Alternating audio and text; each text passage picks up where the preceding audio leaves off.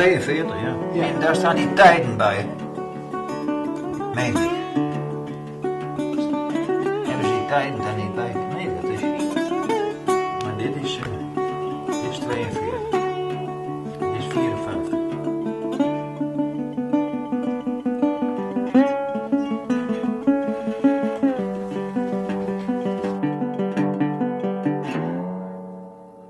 Ja, wij waren dus echte rijders wel. We hadden ook wel veel gereden, maar niet echt getraind.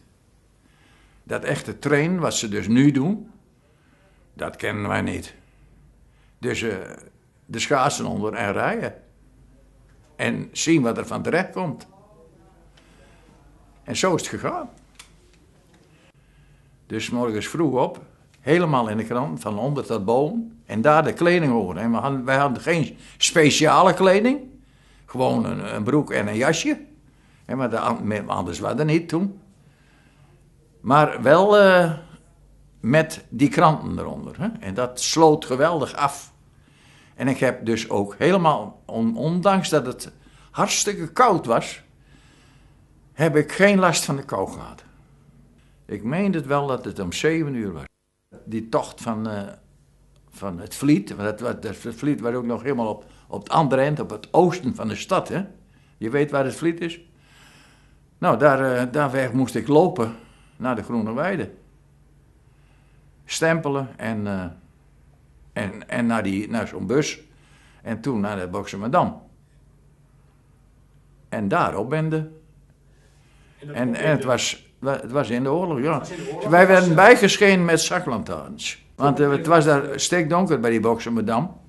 En je mocht geen licht op hebben, vanwege de Duitsers niet. Dus je moest... dan hadden ze daar vrijwilligers. En die stonden in de oorlog had je knijpkatten, noemden ze dat. En dat was een soort dynamo. En die gaf licht, hè. En die stonden daar zo bij. En dan kon je de schaatsen onderbinden. En als je ze onder had, dan gingen ze weer naar een ander toe te knijpen. Gewone Friese schaatsen. En dat waren geen doorlopers, want die waren er toen eigenlijk haast nog niet. Dat was al luxe. Die is ook van 42. Nou, die knaap die heeft toch een Noorden onder, zie je? Ja. In 42.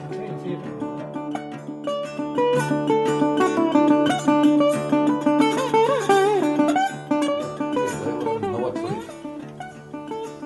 561, ja. Daar ben ik geboren.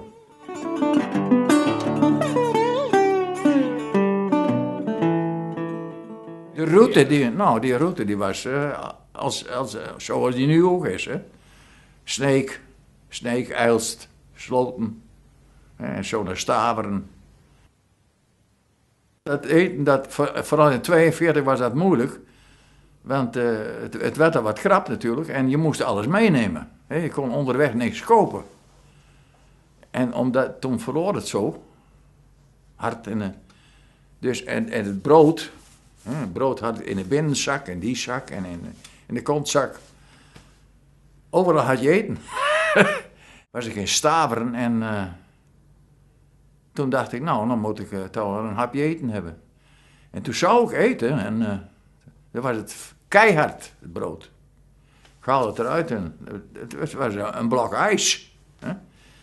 Nou, ik kon niet eten. Dat kon niet. Dus ik stap het er maar weer in. En ik denk, dan maar rijden. En toen had ik het geluk dus.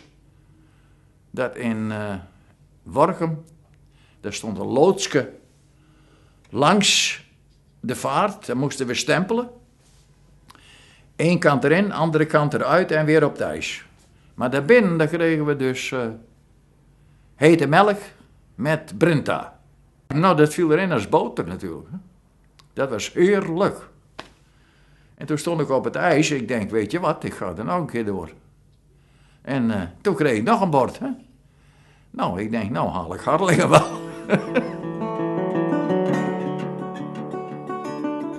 Ja, die kwaliteit, dat was dus soms goed en soms slecht. Ik weet nog, omdat het zo enorm vroor, weet ik nog dat het Slotermeer, daar zaten de zogenaamde kistwerken, noemden ze dat. Hè?